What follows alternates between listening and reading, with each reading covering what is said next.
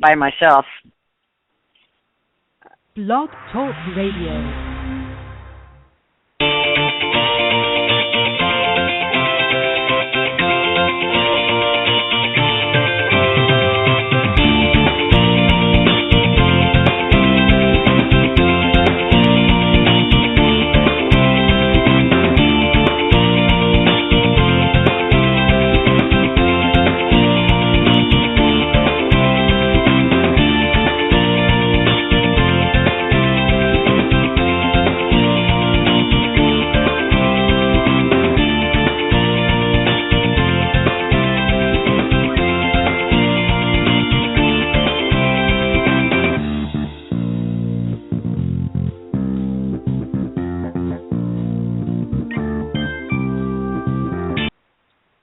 Good evening, everybody, and welcome to Golf Talk Live. I'm your host, Ted Odorico. We've got a great show for you tonight. Got lots of great guests coming on, and even have a caller on the line already before the show even started that's going to talk a little bit about some of the discussion that we're going to have tonight here on the show. But let me just remind everybody first, before I bring my guests out tonight, or some of the guests, not all of them are here quite yet.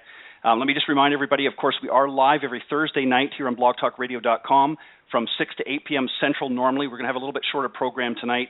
Probably just a little after 7, we'll close up here on Central Time, that is, of course. But we've got a great show for you tonight. Go to blogtalkradio.com. Up in the search key, if you type Golf Talk Live, that will take you to the main page where the show is hosted. And obviously, during the live broadcast, the main show is always at the top. But for some reason, if you can't join us live, not a problem. Just go to this link, blogtalkradio.com/Golf Talk Live, and that will take you to the main page. And you just scroll down to the on-demand section, and you can listen to any of the programs as they are all auto-recorded. You can listen to those at your convenience. But for those of you tuning in live tonight, we appreciate you. Of course, we are all around the globe on the program, so we're happy to have not only here many listeners here in the United States, but from literally all over every corner of the globe tune into the program each week. So thank you very much for doing so. If you want to call in or speak to any of the guests while the live broadcast is going, you can do so by calling area code 646-716-4667. Or you can email any questions or comments to me personally at ted.golftalklive@gmail.com. And if you're somebody in the golf industry and you're maybe interested in coming on the show, you've got something to share, you don't necessarily have to be a teaching professional. Maybe you've written a book about golf, or maybe you're an entrepreneur in the golf business and you want to come on and share your products or some information that you feel would add some value to the show, certainly by all means reach out to me at my email at ted.golftalklive@gmail.com. And of course, I always update the program on social media and Facebook. Go to facebook.com/Golf Talk Live blog. Make sure you have blog on the end there. And make sure while you're there on the page that you like the page if you haven't done so already. And appreciate all of the comments following the shows. Also, you can follow me on Twitter at Ted and Buck CEO. And CEO, of course, is in capital letters. Thank you for all the recent followers there as well. And also on both on Facebook and Twitter, I update every week both shows. And the other show, of course, on Tuesday mornings from 9 to 10 a.m. Eastern Standard Time is the Women of Golf show that I co-host with LPGA professional Cindy Miller. And we had just a great show here this past few days, and we're looking forward to a great season on that show as well. So 2 great shows to follow on blogtalkradio.com. Tuesday mornings from 9 to 10 Eastern Standard Time, Women of Golf show with co-host LPGA professional Cindy Miller and myself. And then Thursday nights, like tonight, on Blog Talk Radio, Golf Talk Live. As I mentioned, I got a great show tonight. I got several guests coming on. Jamie Leno Zimron, of course, has been on the show. She's a Class A LPGA teacher professional. We're going to be joined a little bit later on, hopefully, with another great lady in golf, and that is Dr. Renee Powell. She's been on the show as well, and she was an LPGA Tour Pro from 1967 to 1980. And, of course, Rebecka Heinmert, who is also a Class A LPGA teacher professional. She's going to be joining us here as well. And then in a few moments, my good friend, Mr. Byron Casper. He is the Director of Golf at the Casper Golf Academy. And he's also, of course, if you don't know, if you've been sleeping somewhere like under a rock, he is the son of legendary Billy Casper, who was one of the greats of the game. So let me just bring out the ones that are here so far. I think there's 3 of them here, or 2 of them here right now, and then we'll bring on Byron and the others as the evening progresses. So, ladies, let me welcome Jamie and Rebecca to the show. Hi, Ted. We're happy to be here. And let me officially bring on Rebecca. Hi, Rebecca. Hi. Thanks for having us. Not a problem. I forgot to turn your mic on. I apologize. So I guess it's hard to come on the come on the show when you can't speak. Jamie, let me just do this before we start, because I know we have a caller on that wanted to come on the show and talk a little bit. Of course, tonight we're going to be talking about your upcoming golf retreat, and we'll talk a little bit more of that in detail as the show progresses. But I know we've got a caller on here who's actually attended one of last year's retreats. So why don't you introduce her, and then we'll talk to her for a few moments. Okay, sure. Well, we started something last year called Every Businesswoman Golf, and we launched with a wonderful retreat last April. It was in Napa at Chardonnay Golf Club, and Dr. Renee Powell came out. She is based in Ohio. She was only the second African-American woman to ever play on tour, and last year she was also named as one of the first 7 women in, I think, something like 267 years of the Royal and Ancient Golf Club of Scotland to be become an honorary member, along with Annika Sorenstam and some other greats of the LPGA. So Renee is just an amazing woman. Her father actually built the first golf course ever designed, built by a black man in 1946, just because he couldn't play anywhere else, if you can imagine that. Came home from World War II, wasn't allowed to play golf. Golf was for Caucasians only, actually a clause in the PGA at that time. But anyways, and Rebecka Heinmert also came and taught at that retreat. We had a really diverse, amazing group of businesswomen, with, of course, the purpose being to help empower women, give them greater skills, either to upgrade their game or even get in the game, because this game of golf that we love so much is truly the business sport. So much happens on the golf course. So, I'm so happy to have Suzanne Ash, who is a realtor with the Wine Country Group in Sonoma, and she attended our retreat. Thank you, Suzanne, for coming on to say something as we're getting ready for our next retreat, which is just a month away. Thank you for inviting me. I appreciate it. I'm glad to get on and talk about it. Suzanne, let me ask you. We were talking, and I apologize, I had to cut her off a little bit. We were talking off the air before we went live, and she was sort of midstream in conversation. And of course, we were prompted to go live, so I apologize for that. Sometimes that thing just has a mind of its own. But anyways, Suzanne, you were saying to me off air that even though you sort of have toyed around a little bit with golf in the past, this was really the first opportunity that you've had to take what I would consider official lessons. So let's talk about, first off, what drew you to the game of golf, sort of why you wanted to participate, and then sort of how you found out about the retreat, and then some of the things that you experienced while you were at the retreat. Okay, great. You know what? My family has all played golf, and I just never did. And I just didn't have the opportunities, and my father has played, as far as I know, most of my life. And then he taught all my nieces and nephews starting at about 2 years old, and I just never did. And then my stepson had a soccer fundraiser golf tournament, and I thought, well, heck, whatever. We're just gonna laugh and play and have a good time. And I hit my first good ball, and that was pretty much the end of it. And I just needed to play more and more and more. And had a great time, and it was fun being outside and then sunshine, and the tournaments were really fun, and I ended up just playing in all these different benefit tournaments and having a good time. But then I wanted to get more serious about it, and then I saw an ad for this Every Business Women's Golf retreat, and thought, that's exactly the way I want to do this. And so I went for the 3 days to learn how to play golf, and it was a small group of women and a lot of teachers, so you got a lot of attention. Let me ask you a real quick question. Yeah, let me ask you a real quick question, because you raise a very interesting point, because you are a businesswoman.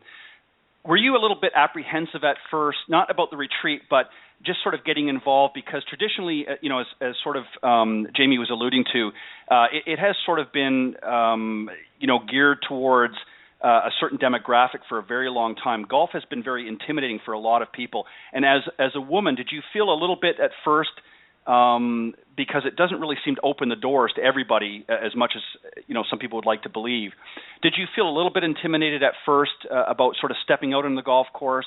But once the retreat sort of came about, that sort of eased that feeling? Well, for me, I didn't look at myself as a serious golf player before. Right. So I don't think I was really very intimidated by it. I didn't really have any expectations, very low ones. But when I started wanting to learn how to play and wanting to play better, I've seen a little bit of a roller coaster there around being a little more intimidated at different kinds of tournaments or benefits or different things because I wanted to play better. I wanted to be a member of the team that was doing better. I also noticed that as my game has improved, the men that I golf with have more to talk about.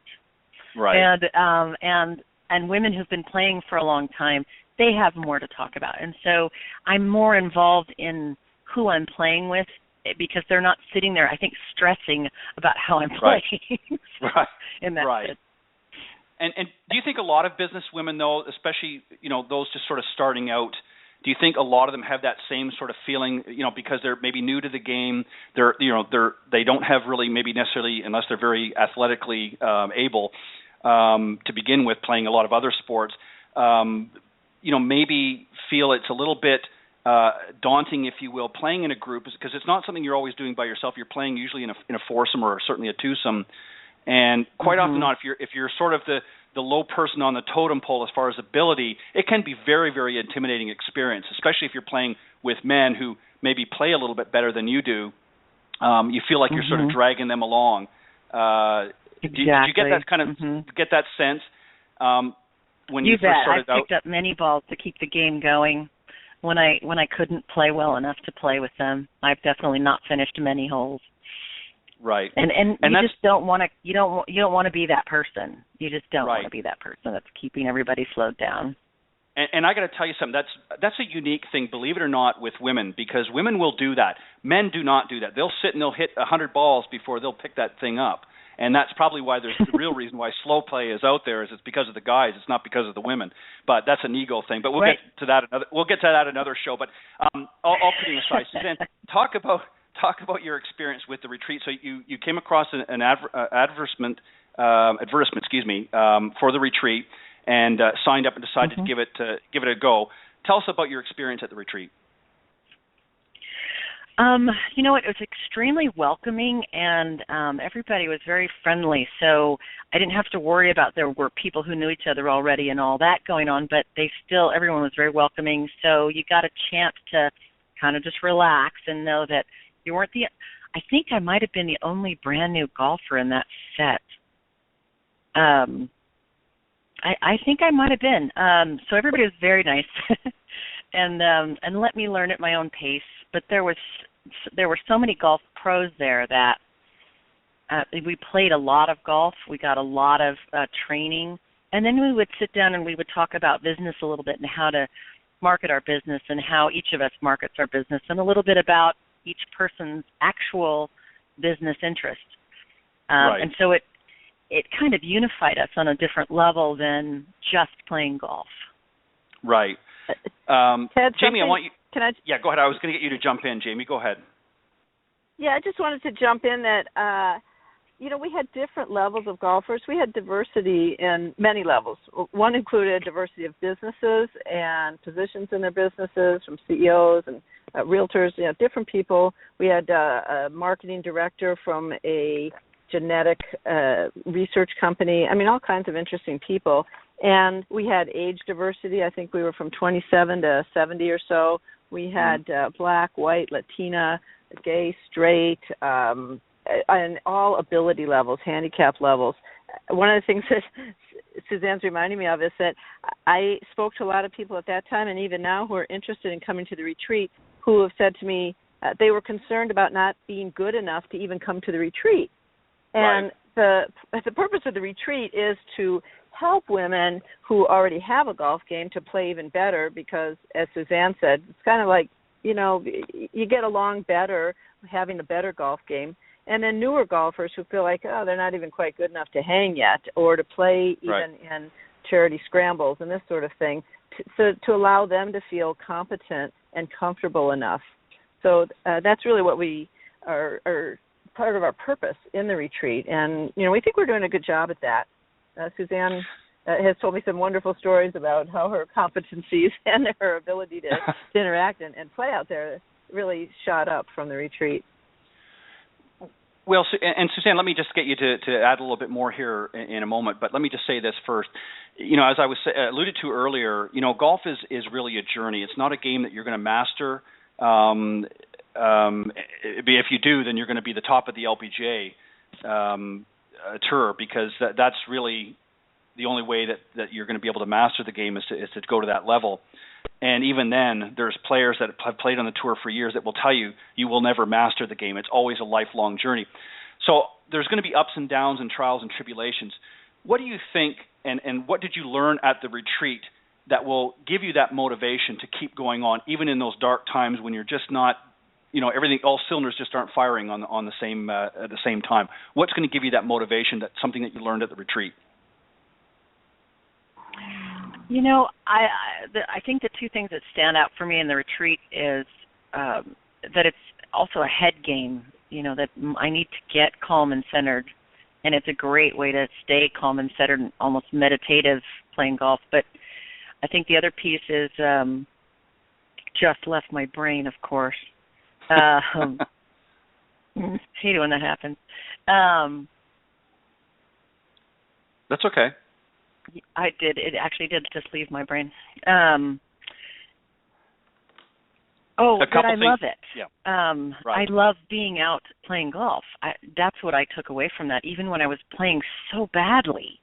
And it just could not go straight off my club. There was never going to happen.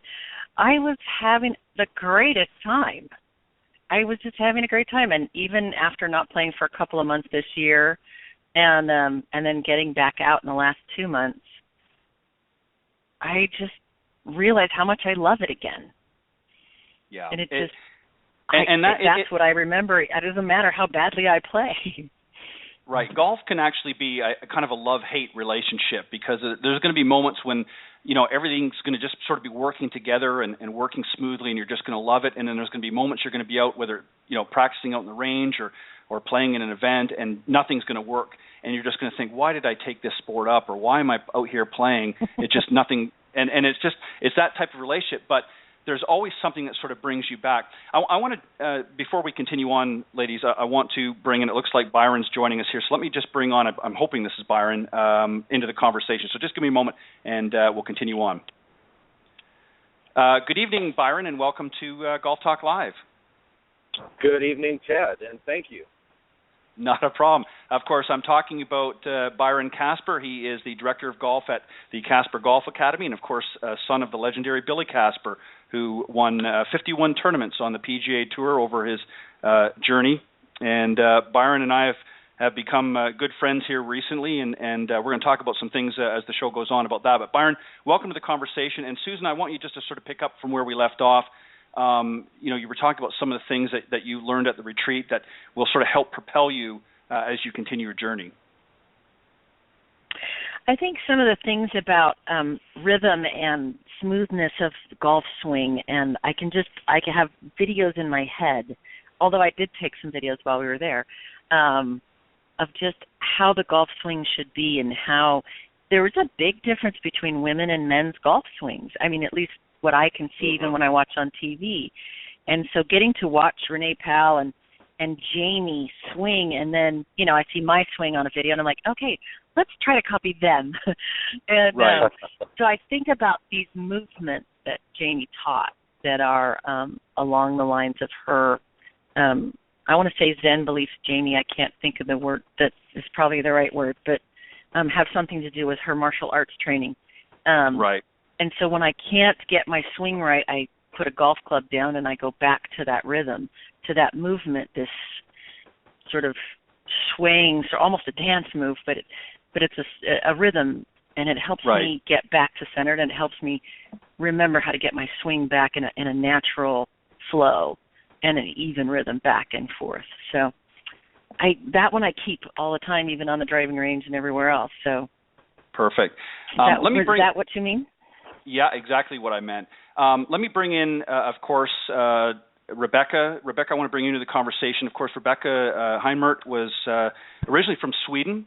She was a member of the Swedish national golf team for 5 years and is now based in San Francisco's East Bay. She's played in 3 NCAA championships for San Jose State, and she was a 3-time academic All-American and went on to play professionally on the LPGA Futures, or Symetra Tour as now it's referred to, and has been a member of the LPGA Teaching and Club Professionals Division since 2004. Rebecka, I want you to jump in here as well, and just talk about some of the things that you try to instill during these retreats.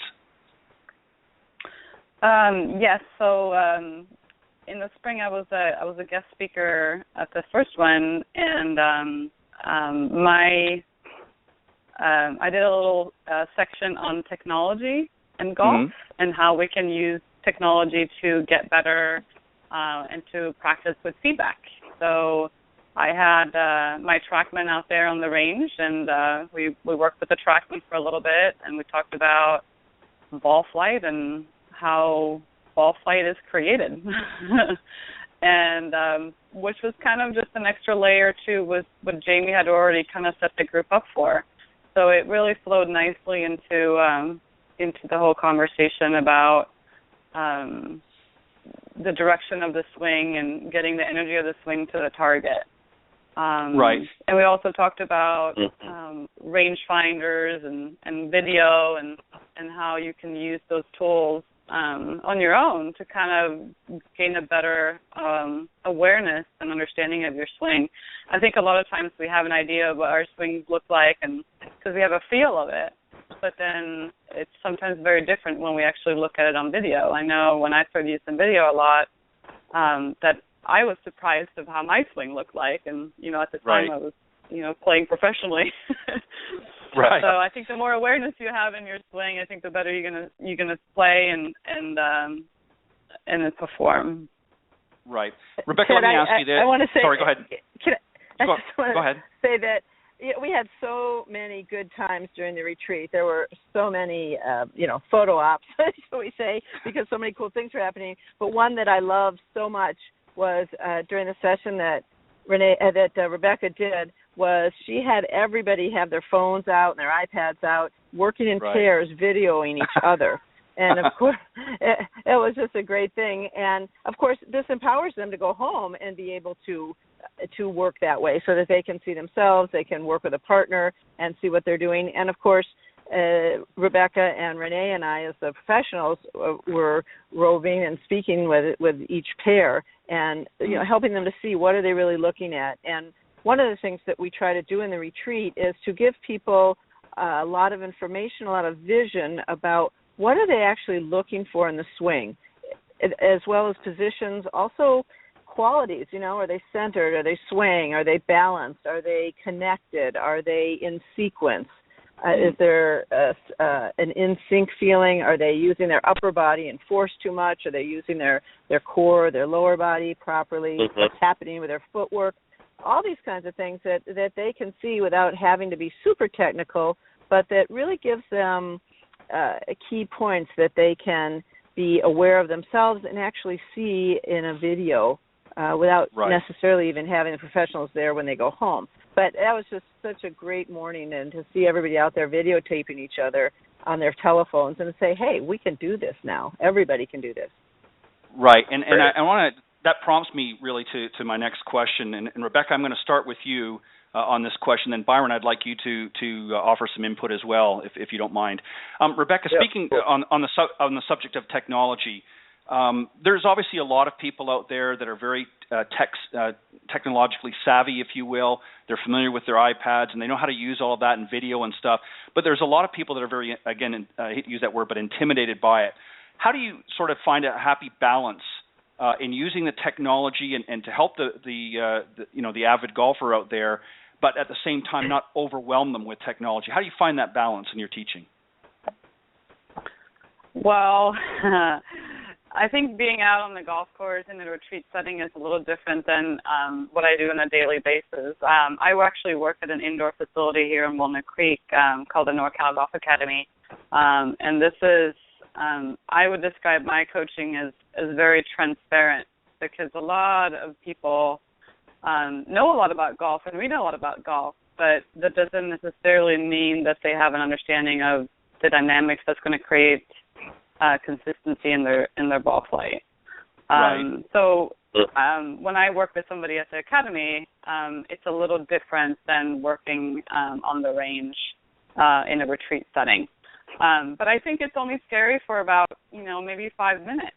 And then you kind of, I think most sort of kind of get over it. And it's just one of those things where initially it's kind of like, oh no, how am I going to look? And I think everybody goes through that. But then once you are over the hurdle, then you start to kind of get more curious about it. And I've noticed that even players that maybe are new to golf, they can kind of see that some things look different or smoother or more efficient than another swing, and we're there to kind of help them really get a good base in the retreat on how that is supposed to feel and look like.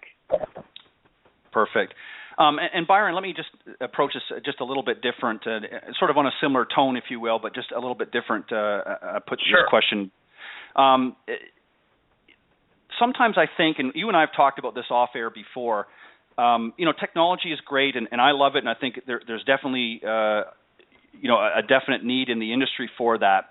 But one of the problems that we see sometimes with the teacher professionals out there, not all of them certainly, but some, where they'll overanalyze or use so much technology and relay that or refer that technology to the students, and the students become very overwhelmed and confused and actually sort of retract a little bit from that technology. What do you try to do, and how do you sort of marriage that together and not try to overwhelm them with all of the vernacular, if you will, that we use sometimes in this industry? How do you try to simplify it, still getting the benefits of the technology, but not trying to confuse the students? What do you do at the Casper Academy?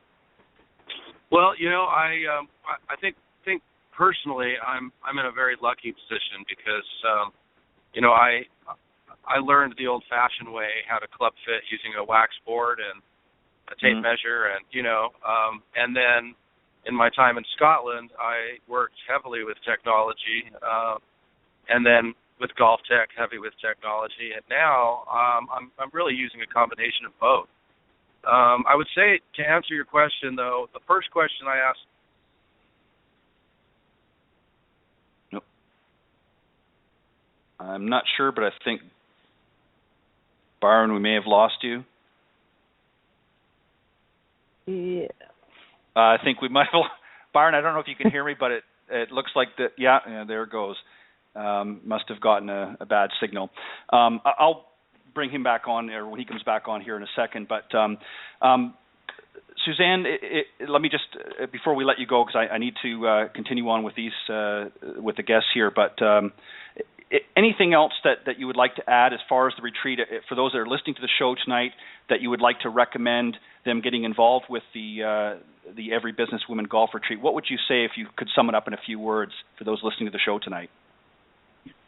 I think it's really a wonderful way of being around all types of golfers and women in business, and finding, really kind of getting your feet wet in networking on a purposeful level, and improving your golf game, of course, and that just makes the whole thing really fun. So I think it's very much worth the time and the investment in your game and your business.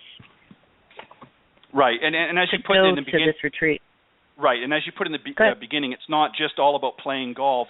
There's a business aspect to it, and there's even a spiritual aspect to it as well, sort of becoming more in tune with yourself and how your body moves and reacts to different things. And so there's a whole myriad of experiences that you felt at the retreat, correct?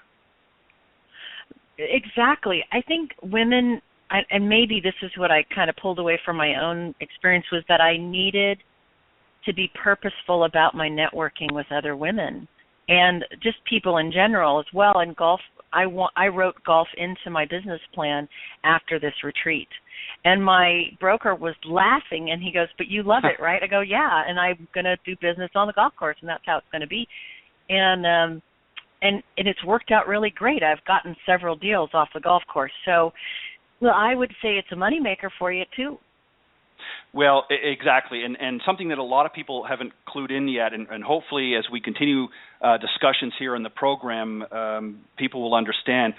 There's really no other venue, if you will, that you can have the attention of a prospective client for 4 hours in basically almost like a sales conference, if you will, on the golf course. And that's why golf is such a successful business tool, is because there's really nothing else like it. You know, you can go to their office or they can come to your office, and normally it could be anywhere from 15 minutes to maybe an hour if you're really lucky. But where else can you really hold the attention? And it also gives you an opportunity to see that individual client in a different environment and seeing how they react on the golf course.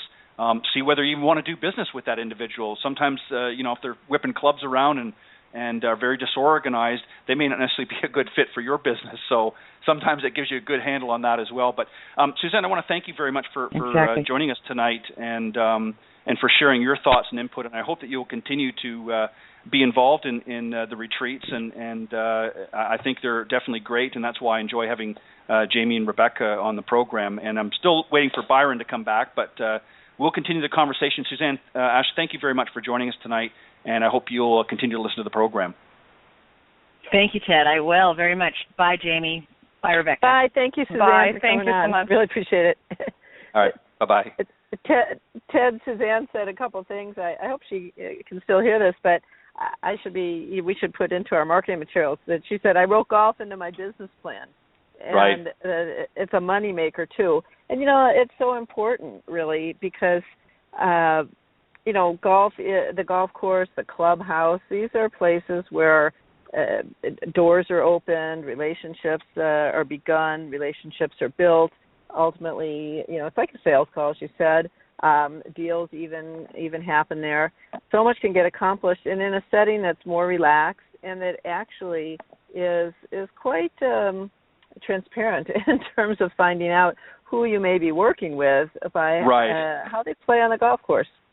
Right. Having somebody really for 4 hours or whatever it happens to be, depending on where you're playing, and the length of playing, whether it's just 9 holes or a full 18, it does give you a very good insight into the individuals that you're playing with. It gives you an idea of how they handle themselves, because really how they handle themselves in the golf course quite often can mimic how they, especially if you're entertaining a CEO of a company and they're very aggressive, and that it gives you an idea of an inside look, if you will, of how they handle themselves in their day-to-day business life. If they're very aggressive, very assertive, and I hate to use this terminology, but even very belligerent, and I'm sure we've all seen that, it really is an eye-opener sometimes, and obviously more often than not that's not the case, but it does give you a great insight. I see that Byron's back on, so let me bring him back on, and we can continue on with his discussion. Byron, welcome back. I apologize about that. That's the second time that's happened in 2 days, and everything just went completely dead on the phone. So I sincerely apologize. I was wondering if you were driving up the mountain again on your way home. No, definitely not. Definitely not. But what I was saying, go ahead. Saying before was just that with students, I think you ask what platform they can understand, and once you know what they can understand, whether it's a Mac or a computer or even a phone, then you can kind of build a small little package that helps them or helps them to learn the right way, or the way that I guess works for them best. And so my philosophy is very simple, and that is use the technology that's available to whatever end the student can understand it. And don't forget the most important thing that Dad taught me my whole life, and that is feel is very, very important with golf. It can't be ignored. Doesn't matter how many mechanics you have, the prettiest swings in the world aren't necessarily the best players. And so this is a game where we have to score, and scoring is really about understanding, I think, feel. Right, exactly. What I wanted to really, the reason why I asked that was I just think that sometimes there are students that get confused with some of the technology. They don't understand it, and if we get to too over involved in it, sometimes students can get a little bit overwhelmed with it, and that I think has caused some issues. Jamie, I want to get back, if we can, talk about some of the people on the course, and also again some of the different diversity. Well, as we look at the retreat, one of the things I said that we had diversity on so many levels. We had diversity, of course, in our instructional staff. Rebecka, I appreciate so much as kind of our millennial pro and bringing technology and that wonderful balance of technology and very holistic approach and being a player, being an instructor, being a student. Having kind of our age diversity, I think that's also important. And we also, during the retreat, I think that it's important to, of course, upgrade the skills, the actual on-the-course putting, chipping, long game skills that women have so that they can be on the golf course, which is where, so much happens in business. That's been honestly kind of sort of the old boys club right. until recently, and we're working on making inroads there. We also include some executive sessions so that we can really get into more deeply the kind of, I call them the litmus tests of golf that happen on the golf course. As you were talking about, are you belligerent? Honesty and integrity are really big that show up. Personality, friendliness, openness. How are you in the face of adversity? And realizing that we're revealing a lot about ourselves as well as learning quite a bit about others.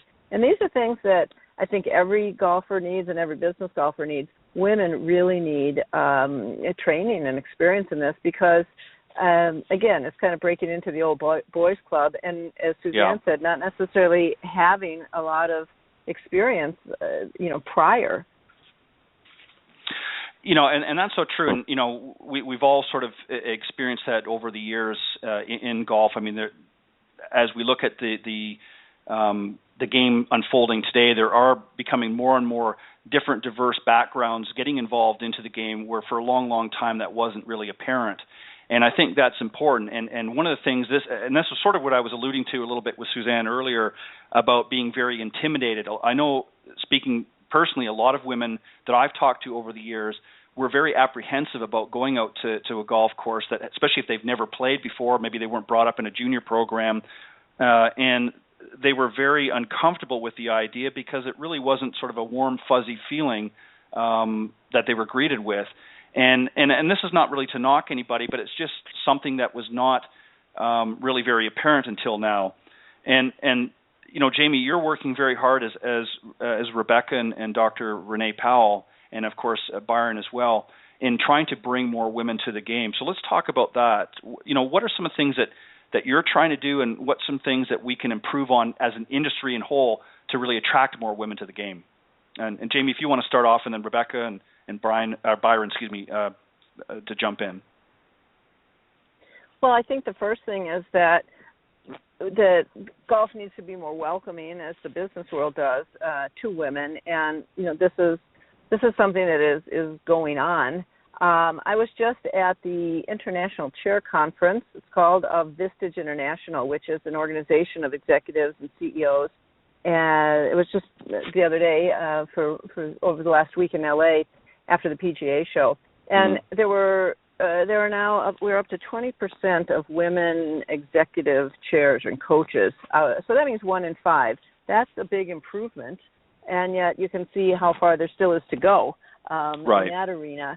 And the diversity and color of faces and nationalities and ethnicities is far less than even that 20%. So I think that enabling welcoming is important, and our presence is important. Having role models for our kids and our younger, for our girls and for our boys, but really for girls to see role models, and for women, whether they're younger, middle-aged women, whatever, that hey, we're there, we're competent, and then to outfit women with the outfits. I mean, that's important. We got to have the equipment, and clothes that we enjoy, and the golf industry is doing well on that. But also to outfit women with the skills that they need, which means the actual golf skills. And, for example, at the retreat, we spent a lot of time out there with instruction because, I mean, that's kind of, in a certain way, part of the bottom line is just to be a competent golfer and, and, of course, to know the rules and etiquette, also the rules and etiquette of the business part, or the business side of playing golf. So, I think that we have to be proactive because this doesn't happen on its own. And that's really one of the reasons that we've created these retreats. Right. And Rebecka, let me ask you this because, and Byron, I know that you've played and lived overseas as well. So, again, you're dealing in a different market. But, Rebecka, originally being from Sweden, again, you saw a sort of a different demographic, if you will, from what you're now seeing here in the United States. So are you seeing a change here in the United States more mimicking what you saw when you were back in Europe, or what do you see happening, or what do you need to see happen, do you think, here in golf in the U.S. to really open the doors to both women and obviously different groups? Well, I think in my experience growing up in Sweden, there was a lot more women who played. Much more kind of husband and wife, right. Both played, and it was a very different, I think, atmosphere than over here. Right. And I'm not sure exactly why that is. It was more couple-friendly. Yeah, I think more couple-friendly. And also I think, Sweden is pretty far on equality-type issues overall. So it's just a very different mentality, I guess, than over here. And then I also noticed something over here is that some of the courses are a bit harder than the ones that I grew up playing. Right. I think sometimes golf can be intimidating on the course just because of the distance. There isn't a tee that fits real well, where a new golfer can sometimes feel successful initially. And so that's why one of the reasons I really love being on the course and doing the on-course coaching that we do at the retreat, and really getting an experience of being out there and playing golf and not just being on the range. It's so easy to just get stuck on the range as a new golfer. And, learning more about different kinds of shots and stuff like that. But I love teaching women. I really, really enjoy that. And it's a different energy when women get together and learn together and grow together and support each other. I think it's a wonderful experience, and I had a lot of fun with that. So I'm really looking forward to doing more of it. Yeah, I agree with you 100%. And I've said this many times on the show before. I've played with a number of women over the years, and I'll be honest. In many cases I enjoyed playing with them on the golf course than I did some of my good friends. There was a lot less ego, number one, and they were much more humble. They knew that they were at that time fairly new to the game, so there wasn't this expectation of themselves because they were just sort of starting out. So they're very honest and forthcoming in their abilities, where a lot of men tend to, I found anyways, my own personal experience, and Byron, I'm sure you can back me up on this one, their egos get into the way and the excuses come flying out and so forth. But Byron, you have the honor with this upcoming retreat, and before we go, before I ask you about that, Jamie, why don't we, because we've been talking about the retreat, let's tell everybody when it is, the name of the retreat, and where it's being held. And Byron, I want to talk to a little bit about your coming into fruition with this venture. Jamie, if you want to talk about the retreat. Sure. Well, the retreat is March 4th to the 6th, which is Friday, Saturday, and Sunday. So 3 very full days of golf instruction, playing golf, the executive sessions, as I mentioned, where we really focus on a lot of golf and also the business aspects of golf. It will be hosted by Byron, which we're really excited about, at Warner Springs Ranch Golf Course, which is about an hour and a half northeast of San Diego. It's in the California, Southern California wine country. It's just a beautiful, lovely area to be. Very relaxing, very inspiring, full of nature. So, and the website, it contains all the information. It's everybusinesswomangolf.com. So that's the place to get all the info. Certainly welcome to call me at 760-492-4653. Rebecca's phone number is there. So Rebecca and I are happy to talk with people about the retreat. But as I say, 3 full days. Dr. Renee Powell will be coming out. We're sorry she's not on the call today. I should mention, as I said, go ahead, it's amazing. And let's say where she is. I think she's still on the airplane. I was hoping she might be off by now. She's being flown from Ohio out to San Francisco. She is on the NFL Hall of Fame selection committee. So she's going to the Super Bowl, and she is just jam-packed with meetings and events, and then, of course, some of the Hall of Fame selection. So, the opportunity really to be with Renee Powell, to learn from her and with her. I think our whole teaching team is really strong and powerful, and to have Byron host us. And he'll tell you, but he's a master club fitter. He was a pro in Scotland at St. Andrews for 15 years. Of course, Renee's father and Byron's father, these two grew up in golf, and to be with them and to hear so much golf lore and tour lore and to benefit from their depth of knowledge as tour players, I could go on and on. It's just an amazing opportunity for women golfers to come to this retreat. Yeah. I'm not really trying to sell something. I mean, I'm that excited about it, and the opportunity is so great. The difference, and we're really out there with a purpose and trying to make a difference and to empower, support, make inroads so that golf and business really represent the true face of humanity. Right. And let me just add, regrettably that we probably won't have the opportunity to have Renee on with us tonight, but we'll definitely have her back again in the near future. She may still have a moment or two. She may be able to call in, if she, like you said, if she's off the plane. But if not, we're sadly missing her input into this. But we'll definitely have her back on the show at a later point. But you're so right. There's a great opportunity here really with this retreat to not only open the doors to the many women out there that really would love to be a part of this game and maybe for whatever reasons, whether apprehension or just shyness or what have you, or just not accessibility at this time, this is a great opportunity, Jamie, that you're putting together with your group in doing this. And speaking of which, Byron, I want to bring you back in here real quick. As Jamie had mentioned, you're having the opportunity to host this at your facility at Warner Springs Ranch Resort and Golf Club. So talk a little bit about how did that come about? How did you get involved with this group?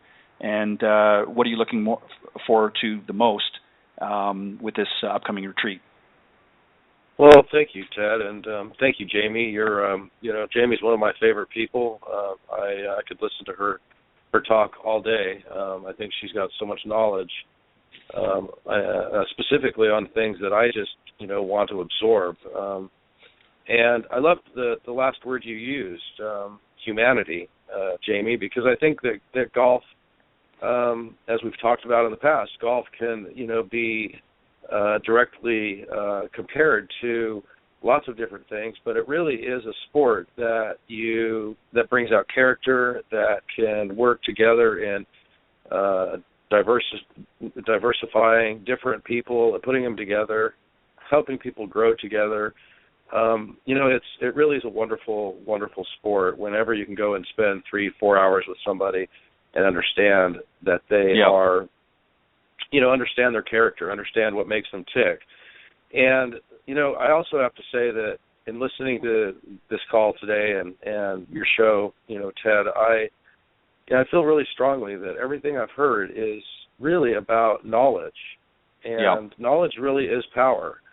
And if we're to grow the game of golf, we need to grow the game of golf, period. We don't need to grow it to men anymore. We need to grow it to the audiences that, one, are going to appreciate it, two, that haven't had the opportunity to grow and learn the game the same as others, and three, again, focusing on the character building that really can come from excelling at something. And so I like to say that golf and becoming a good golfer or understanding your own golf swing really has the ability to enhance every single part of your life. And I believe that. And so how Jamie and I got together was through my father's golf tournament, Billy Casper Classic at San Diego Country Club, held every year. And this last year, Jamie came and rescued me on the last 3 holes of the tournament because my back was out.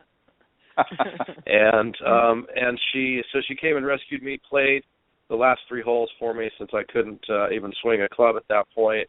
And we started talking really in depth about things that matter, about growing the game, about opening up an audience to women that maybe have been scared, nervous, or maybe just haven't thought that it's a sport that they're going to really enjoy much. And it's interesting. While you were talking, and while all of you were talking, I thought back to living in Scotland and teaching over there, and the experience that you have living in Europe as an American was amazing to me. I grew and I learned on a weekly basis. But one of the interesting things about women's golf in Scotland is that they still have a very, very active ladies' clubs at many of the famous golf courses. And, in speaking to the lady golfers, they can go play the men's club, and the men's club can come and play the ladies' club if they want and play the ladies' course. But generally speaking, the ladies really enjoy their time together much more than playing with their husbands and partners and friends. Right. And we don't have anything like that here. We don't have that organizational structure that goes back hundreds of years where women are playing with women and very well respected and so forth. And so I'd like to see more of that happening. And with regards to this retreat, I'm just a small part of it. Jamie and Rebecca and Dr. Renee Powell, they are going to really do the bulk because they're the ones that have this message to get across. I'm fortunate to be able to host it and to be able to bring in some of my international experience and my love of the game of golf and the importance that club fitting really is to all golfers, whether you're a 20 handicap or whether you're a 2. Right, exactly, and well said. Well said, Byron. And I don't want to spend all of time just talking about what they're going to learn on the course. I want to talk about a little bit more about the diversity as well as we've all sort of touched on here tonight. And Jamie, it does. Rebecca made a very interesting comment in her last point in saying that back home in Sweden, where she's originally from, there's a lot of couples that play, and that's something Byron, that you just mentioned that you don't really see as much of here. And of the 25 plus million golfers here in the United States, a very small percentage are women, and even a less percentage are couples that play. Most of them are men, of various groups. And if you wanted to quickly grow the game, encourage more couples to play. Jamie, let's talk a little bit more about some of the diversity and really how do we open the door and get other groups to be involved that maybe are not as involved. We had Tiger Woods there for years that was out on the golf tour that really we thought was going to bring a lot of, ethnicity, if you will, to the golf course. And it did to some degree, but not to the level that a lot of people thought it was. So let's talk about diversity a little bit more. How do we encourage those that maybe are not traditionally in the bubble, if you will, of the golf industry? Well, we now have first tee programs, which has been going strong now for, over a decade, which I think is really important, starting young and giving opportunities to inner city kids, giving opportunities in all kinds of school programs so that, young people, of different class, ethnic backgrounds and girls and boys, girls as well as boys, all have an opportunity to start to learn the game. It's not like you're just a kid at a country club. Which is kind of really expanding out from that. So I think that's really important. I was just at the PGA show last week in Orlando, and I was really excited. I met there's a group, Women of Color Golf.org, and I met Clemmy Perry, who I believe is the founder or at least the leader of that organization. And, their mission is to encourage and promote minorities and women of color of all generations, youth, millennials, college-age adults, to learn the benefits of golf and to be able to participate recreationally, professionally in golf. So, really excited to meet them. At breakfast one morning, I met two gentlemen who head up the African Americans Golf Hall of Fame. And it's interesting that it seems that there were almost more black golfers 3-4 decades ago, and we've had kind of a long stretch. And even with the advent of Tiger Woods, we've had more spectators of different ethnicities, but not necessarily participants, although, golfers, that is happening more. There's a wonderful group of Latina golfers, businesswomen, and I was fortunate through Women in the Golf Industry to meet up with them. I was just talking today here in San Diego with Vivian Sayward. She's a Latina CEO of Vivacity Sportswear.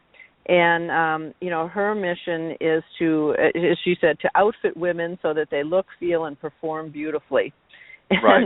And, that's great. So she's got a clothing line that's just absolutely awesome, and is actually going to be giving us a few gifts for women at the retreat, and she may be able to participate. But clothes that where the model isn't just the one sort of thin blonde white woman model, right? I mean, because we come in all shapes and sizes.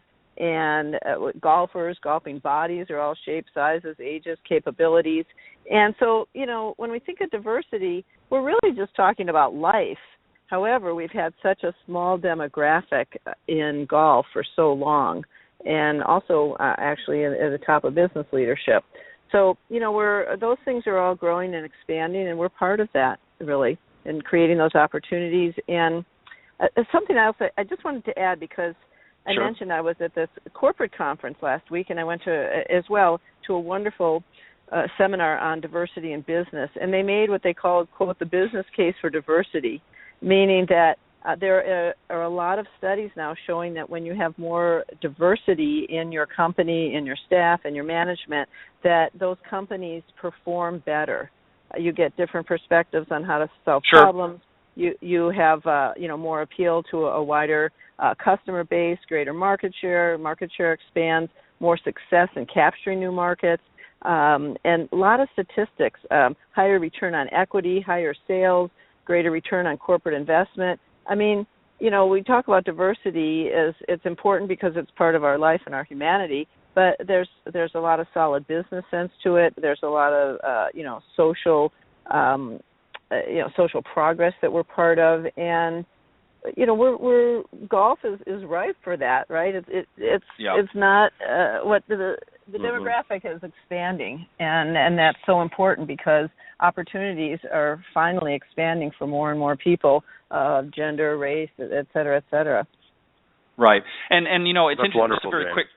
Just a very quick point on that, just to show how this has sort of come to fruition over the years in an unrelated industry. If you look at the automotive industry for years, when Japan first came on the market here in the United States, their vehicles were really subpar, and it was because they didn't know how to adapt to the United States market, and their products were built for a different economy and a different market at that time.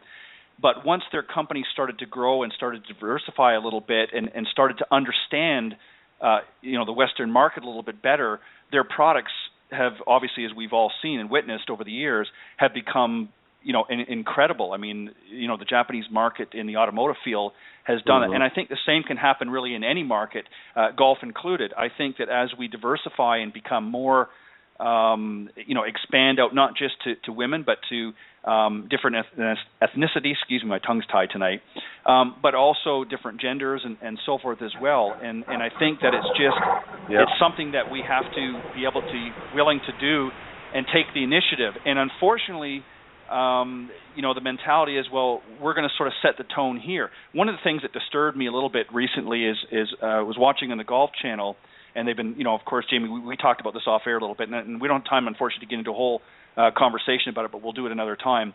But one of the things that they proposed here lately in sort of helping to grow the game was changing the USGA handicap system, hoping that this will spur some new golfers. And whether it will or not, I don't know. I doubt it. But I think there's other avenues that they could be taking that would be far more effective, and something what you're doing here with these golf retreats, exposing it to women. And I would like to see, Jamie, I don't know if you've considered this or not, in addition to the business women golf retreat, I think it would be interesting to have some couple retreats, get couples together playing golf and working together as a team. And Rebecka, I know that you've experienced that over in Sweden. Is that something that you saw more of over in Sweden that you're seeing here? Yes. I think there's just a bigger share of women playing golf in Sweden of the overall than there is over here. What would you? And I think it's what would the you same. say the percentage? I think. What would you say the percentage of ballpark? Probably. I think it's pretty split. Maybe like 60-40. Like it's not. It's. I don't know. Maybe 60-30. Like but it's definitely more than here. Right. Here I think whenever somebody sees a woman on the golf course, they get, "Ooh, that's exciting." Right. And let's help her. Yeah, we definitely we need more women on the course. Yeah, which isn't necessarily the best thing. I think it's. For me, from my perspective, the way I got into golf was really from a social aspect, just hanging out with my girlfriends.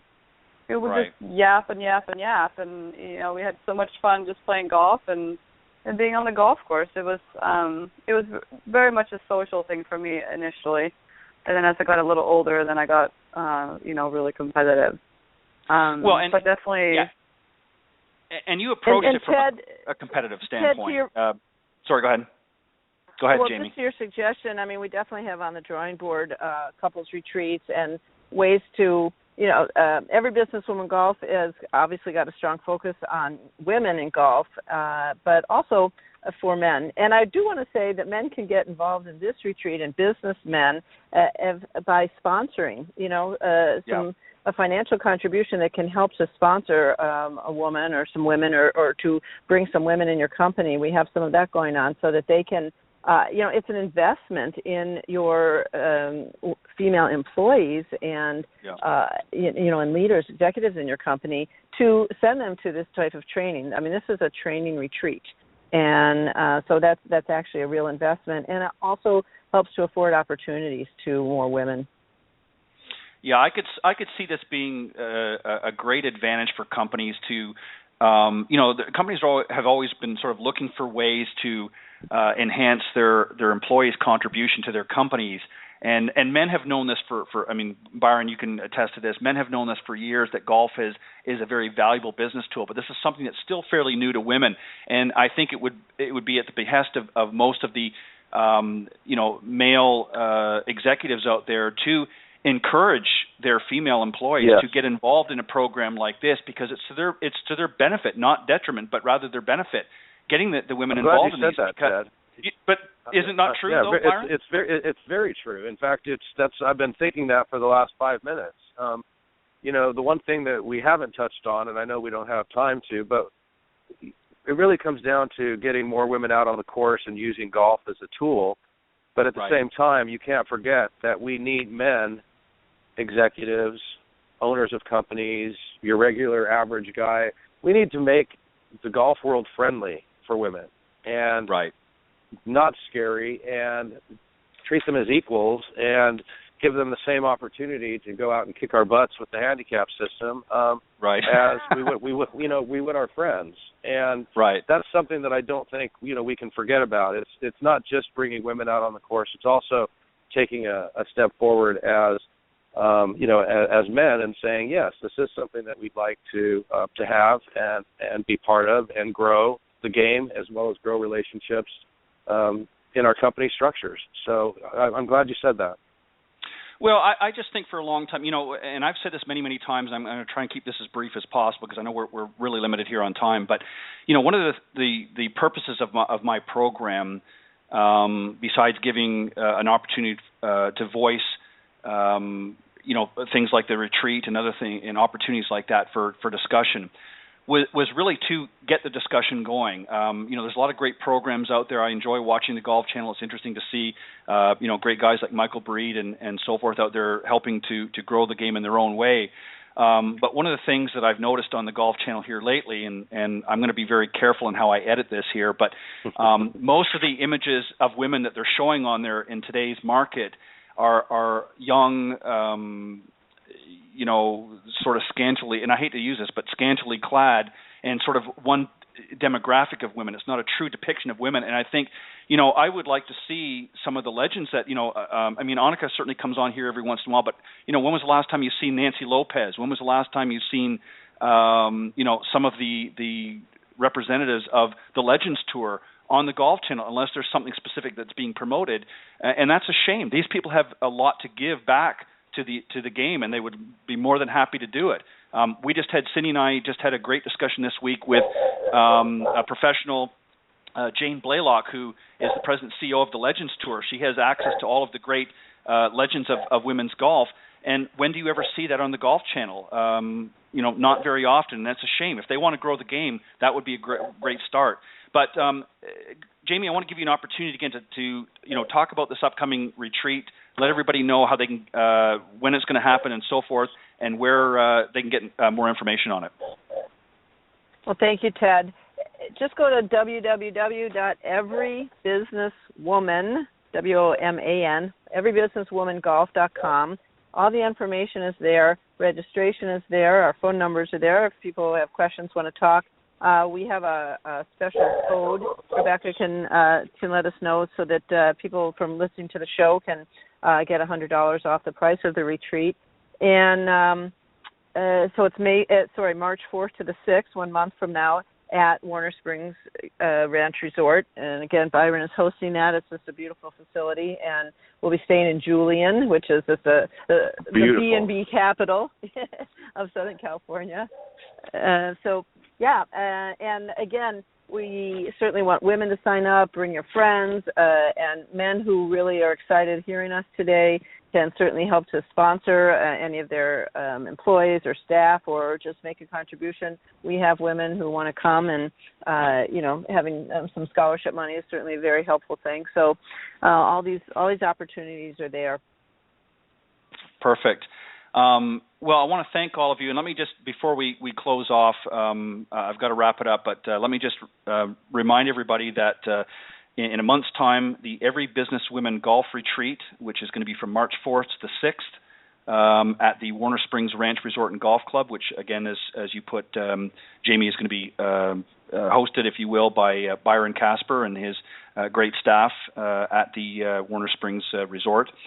And I know it's going to be a successful retreat. And Jamie, please extend my best to Dr. Renee Powell. And it's unfortunate that she wasn't able to join us tonight, but I know she's having a good time and excited about the upcoming Super Bowl, so I'm sure she's got lots of great things going. And please let her know that I would love to have her come back on. And Rebecca, I would like to also, I'm going to extend this personal invitation to you as well. I would like you to come back on a separate occasion, just yourself as my special guest. I'd like to hear more about some of the great things that you've done, not only over in Sweden, but some of the things that you're working on right now here over in the United States. But a little bit more about your history and career and what you've not only received from golf over the years, but what you hope to give back to golf as you continue your journey. So, Rebecca, that invitation is to you as well, and I'll reach out to you shortly to set up a date and time for that, okay? That sounds great, Ted. I also wanted to mention before we get off, the discount code for the retreat is the show, all caps, all together, and that's to get $100 off the retreat price. And again, the website is everybusinesswomangolf.com. Perfect. Thank you very much. It's THESHOW, right, Rebecca? Is the discount code the show? Great. The show. Perfect. Well, thank you very much, guys. And one last thing, Byron, I would be remiss if I didn't remember to say this on air tonight, but Byron and I are going to be doing something a little special this year as well. He's, of course, going to be joining me here in a little over a month's time, probably a couple of months' time now, because as you mentioned earlier, Byron, your dad's tournament is going to be coming up in May. I think it's around the 15th or 16th, if I'm not mistaken. You're going to be coming on. Yeah, you're going to be coming on before that to talk about the tournament and help for his foundation, Billy's Kids. But you're also going to be joining me the Thursday eve of every major this year. For I'm talking about the men's major, of course, the Masters, the U.S. Open, the Open over in Europe, and of course the PGA Championship. And we're going to be talking about not only about the events of that Thursday leading up to the tournament and what people can expect at the major, but you're also going to share some inside tips that your father has shared with you about his challenges, ups and downs, if you will, playing the majors. And of course, for those of you that don't remember his record, he won 3 majors, Masters and 2 U.S. Opens on the tour among his 51 tournaments. So, Byron, you're going to be joining me here over the next few months, and we're going to have some great opportunities for people to become involved on those evenings, either calling in or emailing, and have a chance to win some great prizes as well. So you want to stay tuned for that. And Byron, thank you for stepping up and doing that. Yeah, I think it's going to be a lot of fun. It's going to be great, and let's not forget, how wonderful it is going to be as well with the Ryder Cup. Right. And this is a great year for golf. So I'm very excited to be involved both with the women's group, Jamie and Rebecca, but also with you as well, Ted. So thank you for your time. Yeah, I appreciate it. And thank you for giving of your time. And Jamie, as always, thank you for reaching out. And as I said to you many, many times, I'm about growing the game as much as you are. We all have our own ways of doing it, and I try to use this show as a way of growing it, not just with my audience, but within the group of fellow teacher professionals that we all network with. And this is really an opportunity to give them a voice to talk about how they can help not just play better golf, but just how we can really expand the community of golfers out there. And I think you're doing a great job with your team and with your fellow professionals. So Jamie and Rebecca and Byron and, of course, Renee, thank you for all that you do, and you're always welcome to come back on the show. Well, Ted, thank Awesome. you so much. Thank you so much. I really want to say that it is just an honor and a pleasure in the most literal senses of those words to be able to work with you, Ted. I appreciate, your consciousness, and Byron as, to have 2 guys like you who are just such great golfers, great instructors, great professionals, and who get it, and who really put your resources, put your energy behind what we're doing is just a tremendous thing, and I just love and appreciate you guys so much. Thank you.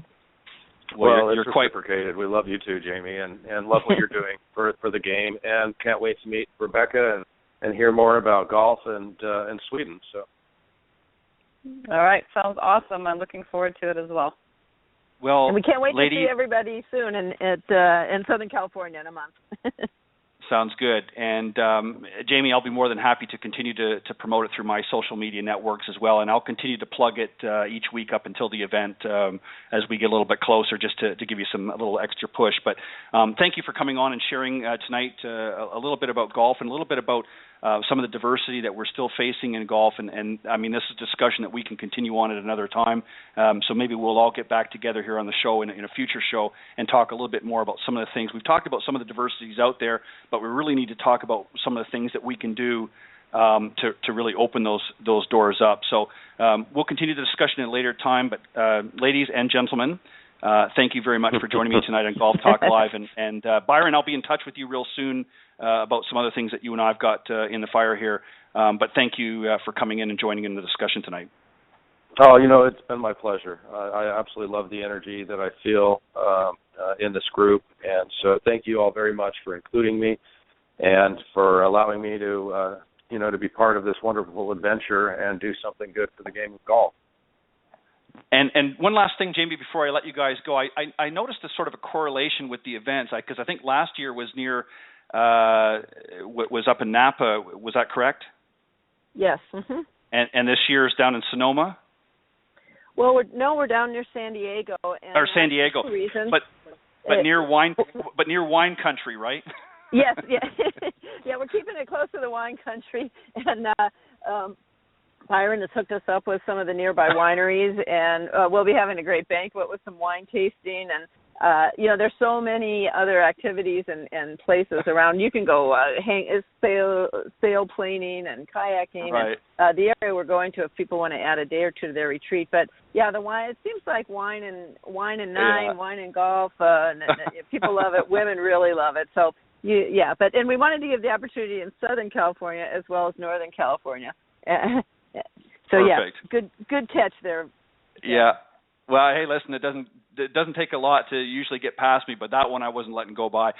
Ladies and gentlemen, thank you very much, and I look forward to continuing some conversation with you guys in the near future. But thank you, Jamie, Rebecca, and Byron, one last time. Have a great evening and much continued success with this venture, and I will continue to do what I can to help support it. Thank you, Ted. Thank you, everybody. Thanks. All right. Have a great evening. All right. You too. All right. Good night. Bye-bye. Bye. Bye-bye. Okay, those were my very special guests this evening, Jamie Leno Zimron and Rebecka Heinmert, and of course my good friend Mr. Byron Casper. Unfortunately, as mentioned, Dr. Renee Powell wasn't able to join us tonight. She's being catered, if you will, out to San Francisco to get ready for the upcoming Super Bowl. She's involved with the Football Hall of Fame, as Jamie had mentioned earlier, so she wasn't able to join us on this discussion tonight, but I will definitely have her in the near future. But thank you, Jamie and Rebecca and Byron, again for coming on, and also thank you to Suzanne Ash, who was a participant in last year's Every Businesswoman Golf Retreat. Thank you for sharing your thoughts and insight and viewpoints on the event. It sounds like it's a great event, and I think it's something that I encourage a lot of women to get involved with. So make sure you go to everybusinesswomangolf.com to learn more about the upcoming retreat, which is going to be March 4th to 6th, which is literally a month away, and is going to be hosted by Byron Casper at the Warner Springs Ranch Resort and Golf Club, just out around the San Diego area in California. So make sure you check out the website, as I mentioned, and you'll get more information there. You can sign up and get more details. And also, if you enter the promo code THESHOW, I understand you'll get $100 off the cost of the retreat. So make sure that you take advantage of that at this time. I just want to as I just have a few moments here just to wrap things up, I just want to take this opportunity to thank you, the listeners out there, literally from around the world, for faithfully tuning into Golf Talk Live each week. I certainly do, as I've mentioned many, many times, get a great amount of pleasure and enjoyment of having a number of highly talented coaches and teaching professionals, authors, and entrepreneurs stop by the show. And it's really through their participation and guest appearances that help make Golf Talk Live a first-class show. In addition to you, the listeners, I want to also give a special thanks to the sponsors and supporters of the program. First and foremost, Mr. Jonathan Laird from South Coast Golf Guide, who continues to support the show. If you're interested in getting a copy of the guide, go to southcoastgolfguide.com, and you can request a copy of that guide if you're not in the area. And it covers a lot of the great golf courses from the southeastern part of the United States, literally from Texas right over here to Florida. Lots of great golf courses, a lot of other information, articles, and so forth in the guide as well. So go to southcoastgolfguide.com, and you can learn more about that. Also, Meredith Kirk, Mrs. Meredith Kirk of Meredith Kirk Golf, and she was, as I mentioned, also many times, she was the 2014 Mrs. South Carolina winner, and wore the crown very well, and did it a great honor. And she's also a great LPGA teacher professional as well, and runs many clinics and lessons and that out in the Myrtle Beach area. So if you're interested, go to meredithkirk.com, and you can learn more about that. And she's also a big proponent of junior golf as well, so you can find out more about that there. Mr. Nicky and his wife, Tiffany Litherland, originally from Australia, as I mentioned, down under, living over here in the United States now. Nicky, of course, is a golf professional as well. And he and his wife have been big supporters of the show, always helping to spread the word. So thank you, Nikki and Tiffany, for your great input and thoughts towards the show and your continued support. And Nikki is going to be coming on, I believe, sometime in March. We finally haven't got the exact which of the dates yet, but I believe he's going to be coming on in March. He's actually out visiting his father right now, so he'll be coming here on the program in a little while. But in the months or so to come. But also a special thank you to Mr. Bernie Pinder from Ontic Golf. He is the owner and founder of Ontic Golf, which is a great line of custom putters. And I strongly suggest that you go to their new website, which I designed, onticgolf.com. I helped redesign their new website, so go to onticgolf.com, and you'll be hearing more from Mr. Bernie Pinder in the weeks to come, as he'll be coming on the show as a guest again. Mr. Peter Doyle from Doyle Golf Solutions over in Ireland, a good friend of mine. Thank you, Peter, for all of your continued support of the show, and he's also a great club professional as well as a teaching professional. So go to visit Peter Doyle. I believe it's doylegolfsolutions.com. That you can visit his website there as well and learn more about that. But he's over in Ireland, and he continues to support the program. Again, thank you to my very special guests tonight, Jamie, Leno Zimron, Rebecka Heinmert, and, of course, Byron Casper. Thank you for all of your continued support as well, and thank you for coming on and sharing your thoughts about the retreat that Jamie is having in the month to come. It's called Every Business Women Golf Retreat, and it is Friday, March 4th to Sunday, March 6th. And it's being held by Byron Casper at the Warner Springs Ranch Resort and Golf Club in near San Diego, California. So good luck with that event, and thank you, everybody, for joining me here. And I will see you next Thursday at 6 p.m. Central right here on Golf Talk Live. God bless everybody. Have a great week.